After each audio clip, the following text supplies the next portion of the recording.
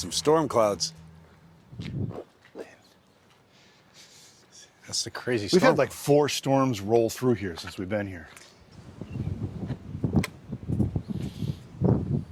All right, we are in Lynn, Indiana at the Nazareth Church.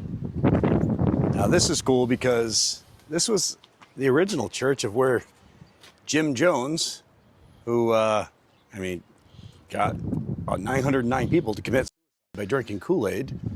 This is where he started as a boy. I mean, he was poor. They lived in this area. I mean, his father was sick. His mom, kind of not really a mom by any means. And he would be seen roaming the streets, sometimes naked, as a boy. And the wife of the pastor here, Myrtle Kennedy was her name, she took him in and got him involved in religion. The whole Jim Jones story, I mean, most people remember just the tragedy of the very, very end. He became a megalomaniac. He was very paranoid, and he had a commune in Guyana, and he forced the folks there that were living there, many of whom were trying to get out. He forced them to, and many of them at gunpoint. So I don't know if you really even consider that. But the bottom line is Jim Jones's history is far more complex than that. He went through most of his life actually helping a lot of people. Yeah. We might want to talk about most of this inside just because of the wind. I don't want to blow it. All right, well, pick it up in there. Yeah, well, let's go in and we'll tell you a little history about this place, its history, and the people who came through it.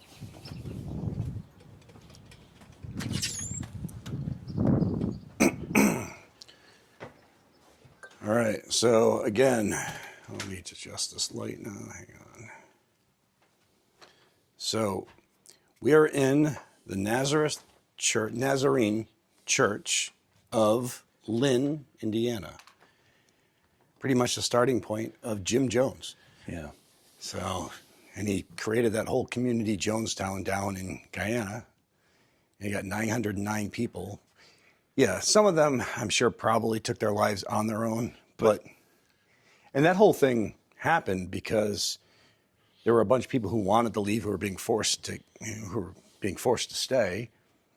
A United States congressman got involved, and the congressman had 4 people with him, I think. He had 4 staff members with him. And this is in November 18th, right? Or right around November he went 18th, down, 1978. He stayed there for 2 days. He actually, while the congressman was there, they put on a dog and pony show for him. And the congressman actually was leaving believing that, you know what, this is a happy place. The people here want to be here. And I was misinformed.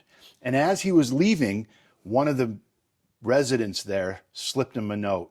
And the note says, "We're being held here against our will. We can't leave and we want to." He saw the note. He got in his vehicle. They were headed to the little airstrip where the plane landed. And Jones found out about the note, and he ordered some of his henchmen to go dispatch the congressman and his staff so that nobody would find out. And they had 4 people, 4 gunmen, ended up shooting down the congressman and his staff and the people who were trying to leave on November 18th, 1978. And in return, Jim Jones and 909 of his followers, I mean, either way. The other thing is, you make fun of my age and we have a good time with it, but the truth is, I remember seeing those images on TV in 1978. I was a little kid, and those things came on, and it just, if you've ever seen pictures of the helicopter shots of Jonestown after they, and you see the sea of people lying on the ground with all these very colorful clothes on, it's heart-wrenching. It's unbelievable. It is. Babies, children. And not that this church or this religion created that. I mean, Jim Jones, he was unstable. They would speak about him in this area and just say that he had a fascination with religion and death. But this is where it pretty much started. Yeah, as you were saying, Jay, he was very, very poor, had very little family guidance, and this church, this physical church, took him in. I mean, to the point where they were they'd have to go rummage for food sometimes in the woods. Yeah. I mean, to offset their diets. But he spent most of his childhood, and I don't mean just, on Sundays, like every day through most of his childhood at this church, this building right here. And there were his formative years. I think he was 16 years old when he finally left and moved to Indianapolis, and then from there to California. Yeah. Created a base out there in California. And this picture right here from Newsweek will kind of demonstrate what Jimmy was talking about. And it was all stuff that they had put in the Kool-Aid. Yeah, cyanide in the Kool-Aid. Yeah, once the congressman, he knew it was over. He knew that the U.S. military or whoever was going to be there soon. And it was over, and he ordered everybody to. It's just incredible.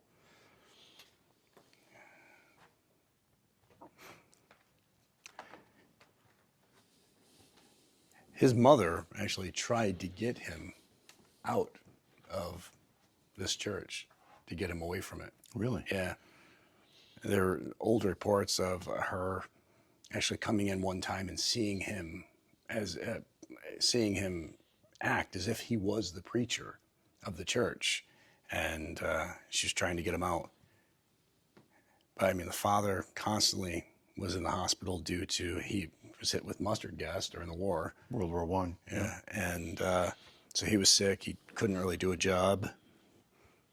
And when the family took care of a lot of them, it was constantly, they ended up buying them a tiny shack that didn't even have a bathroom in it, just to give them a place to live.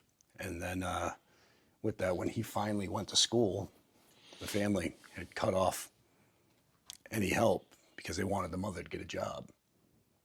And it was, just one thing after another. And this is a tough area, especially back then. Yeah. To get work and be able to provide. Something I think's very important to mention here as we do this, and we're going to be investigating tonight, is that this is a desanctioned church. It is no longer a house of God. It is now just a building that used to be a house of God. There are some religious items around, and we're going to treat all of that with the utmost respect. So just understand that we're sensitive to that. All right. And there's some weird things in this church, though. And we'll show you some of that. Like upstairs, Yeah. There's a weird sandbox was put there, which,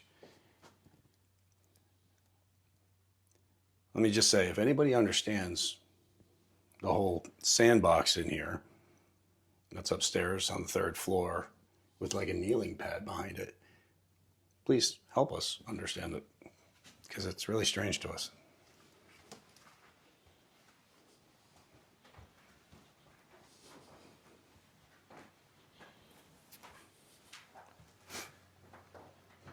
So this room would have been the office of the pastor.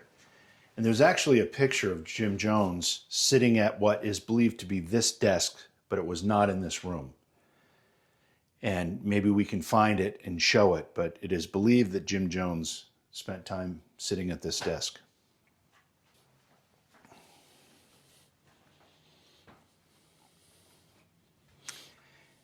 Yeah, it's sad. I mean, again, this church the religious beliefs didn't set him to do the things he did, but it started him on his course.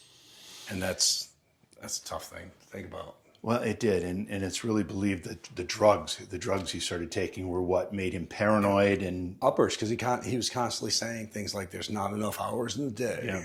And so he would take uppers to try to keep himself going. yeah, and they messed with his mind, and that's what they believe made him make such decisions. Another strange thing, a report, was that Jones, when he was younger, he would visit casket manufacturers here in Lynn, and hold mock funerals for roadkill that he would find on the road. Yeah.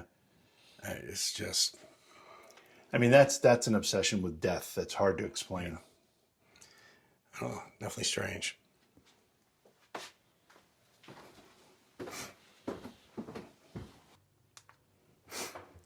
All right, so Jimmy, you already did a tour down here. So, I mean, this room was It's a boiler room. Okay. Yeah. That's the original boiler. They don't, it's, no, obviously it was started to be removed and they just left the remains. Okay. Here, it looks like we got a workshop storage area. Yep. There are reports of these brooms. There's several brooms lined up here. Will come flying off the wall at times. Other investigators have experienced that, so we're going to keep an eye on that tonight. There's 1, 2, 3 brooms. And there has been a ton of other investigators. Look, here's a nod to all of them. There's a whole lot of people Wow, who that's a investigate lot. this place. Ghost in the Studio. The Outer Realm. Supernatural Expeditions. PAPS. PAPS? Really? PAPS?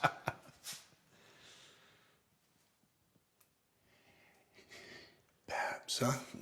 All right, so those of you who, why I'm looking at PAPS is because a little behind the scenes information, not even behind the scenes, a little, tidbit of information that's not publicly known is Larry Flint, who used to own Hustler magazine.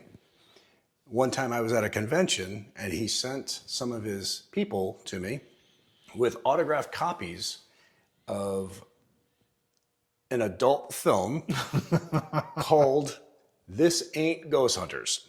And of course it had a bald guy, it had another guy called Dave Wango, and some others. And they walked around with cases that said PAPS. So check it out, I guess. I don't know. We're not. Yeah, we're not. Yeah, but it's called This Ain't Ghost Hunters, and it wasn't. It wasn't Ghost Hunters. It was not. All right. Jeez. All right. More storage areas. Well, so many of these rooms, this one included, were classrooms. They would teach Sunday school and other religious studies in these classrooms. So again, Jim Jones and other children, as they were attending this church, would spend time in here learning religious studies. There's several of these. Yeah, there are. There's a bunch of them. I used to have to attend Sunday school. I did too. I was kidding. I did too. In New York. I did too. I think it was just my parents' way of getting a day off. I was just going to tell you. So my experience in Sunday school, I had several, but the one that strikes me the most is my mother. We were Catholic, but there was this Methodist church that had a bus that would come around and pick up the kids, take them to Sunday school, and then bring them back home. So she didn't have to go. She didn't have to drive me. Bus would come. I'd be like, oh, I don't want to go. And I'd be dragged onto the bus. We'd go to the Sunday school. I'd sit there angry the whole time, get on the bus and go home. And I think it was her way of just getting me out of the house for a few hours, and thinking she was doing something good by sending me to Bible study or whatever it was. Now, I don't in any way fault my mom and think she was a bad mother, because she wasn't. But I just think that's funny. Miss Johnson, miss you dearly. You were a sweetheart. Loved you. And I'm sorry that Jimmy had an issue like that with you.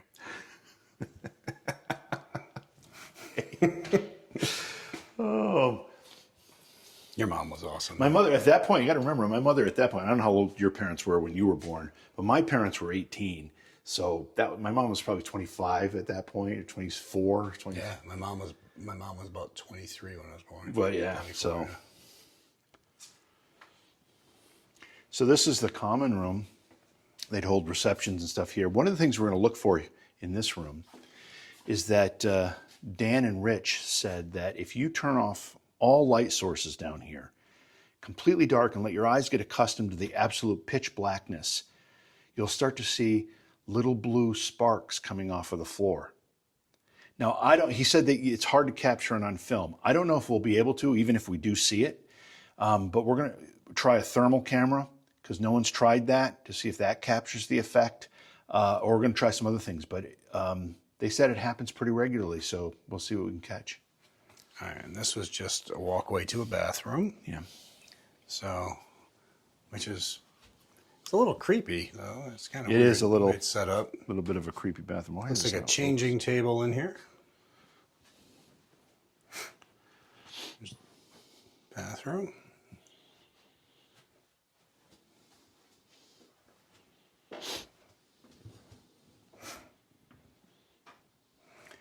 I guess you'd have to come out of there and then wash your hands. This was the kitchen area. So you got to remember, we're looking at a place where Jim Jones would have frequented. He would have been all through here. Not just frequented, but spent a lot of his time here. Yeah, I mean, like a lot of his time. It was that, or you go home to that little shack that doesn't even have a bathroom. Right. I mean, you come here, they have amenities, they have things. And people cared about him. Yeah, yeah.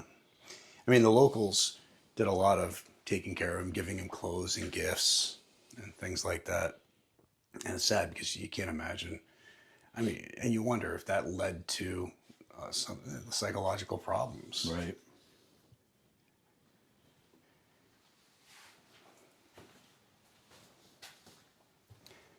This would have been the area that they would have had dinners and luncheons and things in. I wonder if this light works. Let me see. Yes, it does. There we go.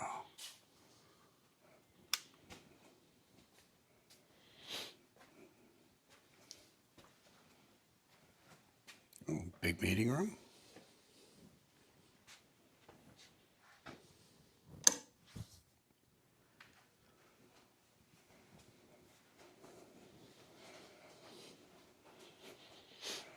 I always do this for Jimmy. Oh. I always do this for Jimmy. I thought we weren't going to get a chance to hear this time. You won't from me this one. Oh, wait. Oh, the keys are broken.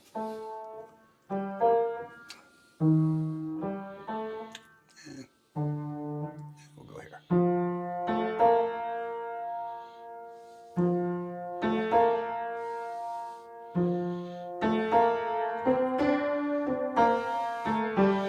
It's our song. It's funny because you see me play other things, but I only play that for you. It's like, yeah, can I play the piano? Yeah, somewhat. But is there one special song I always play for Jimmy? It's our special song. It's a special song. No investigation is complete unless we have an opportunity to hear that. Because I don't have to say it. You don't have to say it. That says it all. All right, so those are the stairs we came up. Yep. All right, there's one more room right here. Another storage room. All right, so we're gonna go. We'll go up the stairs and then we'll just walk straight across and show them upstairs.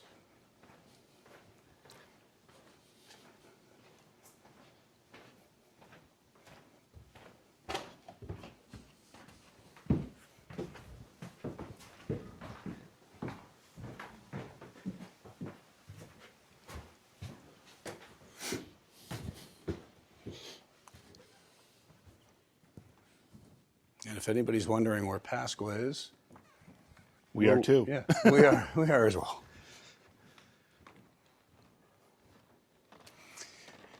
All right. This is just another storage room. So you can see there.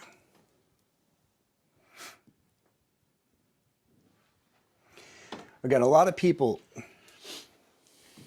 All right, so a lot of people might wonder, well, why are you investigating church? He didn't die here. None of his followers died here. And it's not about that. It's just this place has a history where he was part of.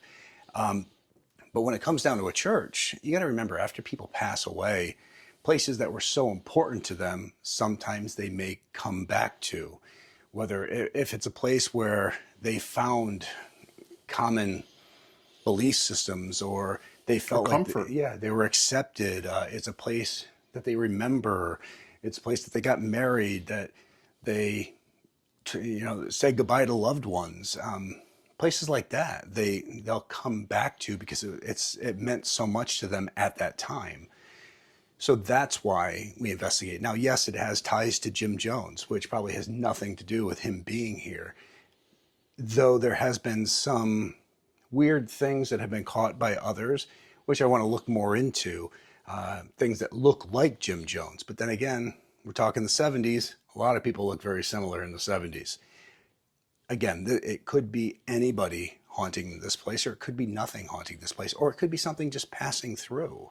And we need to take that into consideration. So I don't want anybody thinking that we're here investigating the possibility of Jim Jones still being at the Nazarene Church here in Lynn, Indiana. But the possibility is there, and the possibility is it could be anybody who's passed through this property, or anybody who felt like they needed to come back here to get closer to their spiritual belief. Yeah, and the fact that Jim Jones did attend this church and it was his formative years just makes it an interesting connection to history, which is why we're talking about it so much. Yes. All right. Now let's go upstairs. I just want to make sure we got that out. Yeah. All right, gotta Remember to watch your head. Watch our heads here. I guess people were a lot shorter than 70. Something. All right.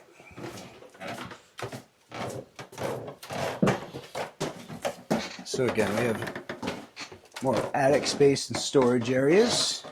You can see how low it is. You can see Jimmy's head literally touching the ceiling. We've got another attic area. But the weird thing is, here in this room, now, you think it's just like a normal attic room. But then you get over here, and if you notice, that is white sand, like pool sand or something similar. And some of the claims are, people say that they'll write words or letters, like they'll write just K, I. And in doing that, they'll come back later and there'll be two more letters, LL at the end. Now, is there any truth behind that? I don't know, but I just wrote it there. And I'm going to write it here. All right. And I'll even make it easier. I'll put, just so we can do it, L here. And we'll see what happens. Jimmy wrote KI right there, so we're good. But the weird thing is, first off, why would they have this up here? And then on top of that, if you look right there, that is a kneeling pad. So is it like for someone to sit, kneel and pray. But why is it in? And then the third thing that's really strange is you have it there. Why do you have it concealed? Yeah. It doesn't make a lot of sense. But, and to get back there, you'd have to crawl through the attic space, get all the way down to the end over there. Ooh, what was that? What was that? All right, there. That was a crazy ass noise.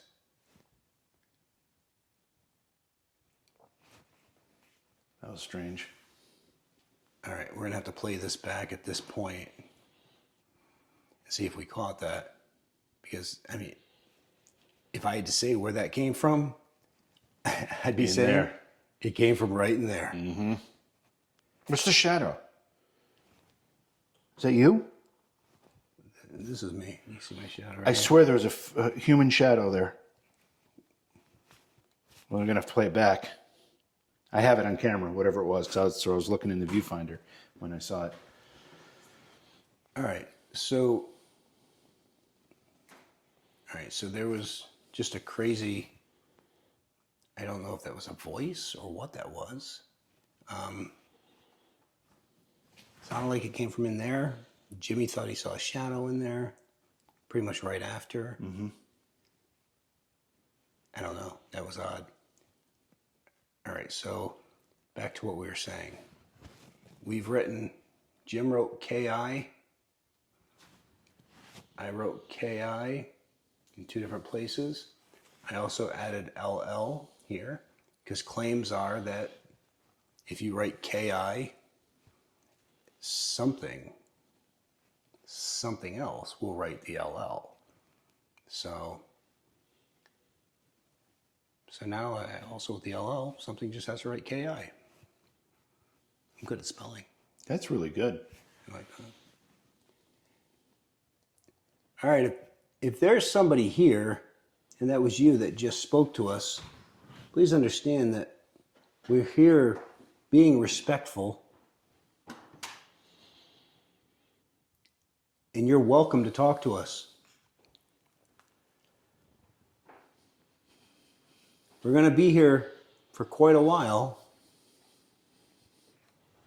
So if there's anything you want to say during that period of time, or anything you want people to know, please let us know. I'm going to walk around that. You going to go around there? I'm going to come around, yeah. All right. Jimmy's going to walk through the attic space. I hope his 75-year-old body can handle it.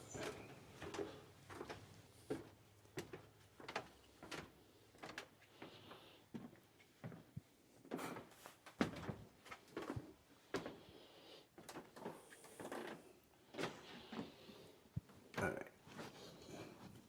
And here, take this and you can light that up and show people while you're back there. Are you able to do it? Yep. Okay. There's the... That's underneath.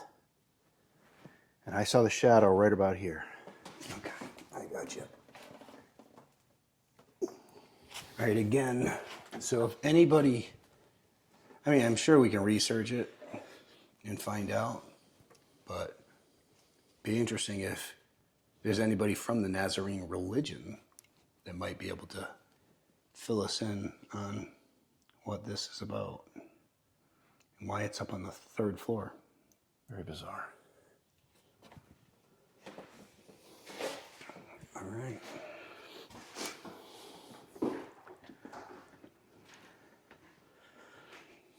Now I can't see. Oh. What's wrong? I just ran into a beam. Oh, jeez. All I right. can't really see. Now I can. Oh, I was blinding you. Sorry. No, it's okay. It helped. I'll leave that on for your camera. All right, so we're going to head back downstairs now. I'll get off the stairs and I'll talk to you.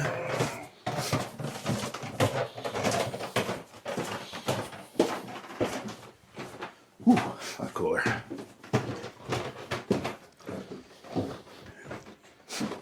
So like Jimmy said earlier, this is a decommissioned church, and it's privately owned now. There's been a lot of different claims in here, everything from full body, shadow figures to what? Full-bodied apparitions which were captured on camera. A lot of voices, a lot of footsteps. In fact, the footsteps are pretty common. And then these booms that seem to happen. Some people have said, well, they're in the basement. It sounds like there's an explosion almost in the pews area. Unexplained. All right, so we have full access to this property. It's only us here, me, Jim, and John. And we're going to start investigating soon. Full access as long as we want, and we'll see what happens. But it's supposed to be another stormy night. I know, and that adds a lot of energy to things. So let's see if this place is as active as others claim it has been. So stay safe, keep it real. The investigation's next week. On to the next.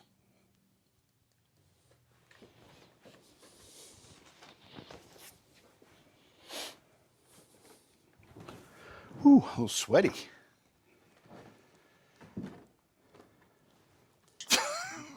You weren't there when we just walked by you, were you? When we said, "Where's John?" 'Cause I figure I would have noticed you. This freaking guy. This guy, he could fall asleep on concrete in a minute and a half. It's true. I mean, it's like a superpower. I would have thought it was narcolepsy, but no, it's. John, is this your camera? Superpower. This one's yours? Yeah. Okay. And this is our command center, as you can see. Got to change that battery. Gotta check these batteries.